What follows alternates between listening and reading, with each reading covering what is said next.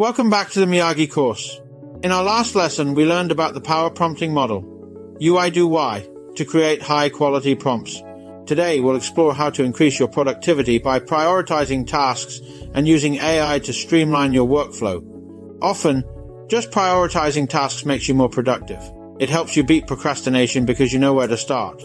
It helps you overcome overwhelm because you know the next steps and the exact sequence of actions to take. Instead of overthinking, you simply take action.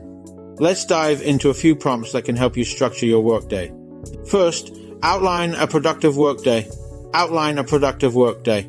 Next, list the most efficient workflow for a specific task. List the most efficient workflow for publishing content on our company's YouTube channel. Now, prioritize your main tasks and create a draft schedule for an 8-hour workday. These are my main tasks. Prioritize them and give me a draft schedule for an 8-hour workday. Create a landing page for my business. Deadline. Today. Respond to client emails. Deadline.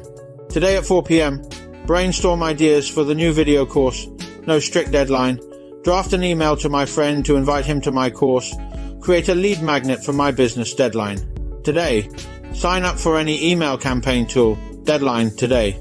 Remember, having clear priorities and a structured schedule can significantly enhance your productivity. Practice these prompts to make your workday more efficient. It's remarkable that over 74% of our regular viewers haven't subscribed yet.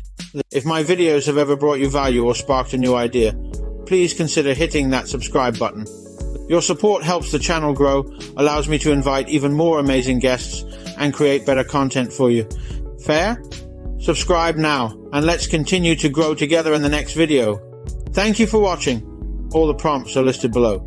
Check the description for a link to subscribe to my email list and get my free guide, which is always kept up to date with the latest tips. In the next lesson, we'll explore how to start a business without money and envision your financial future.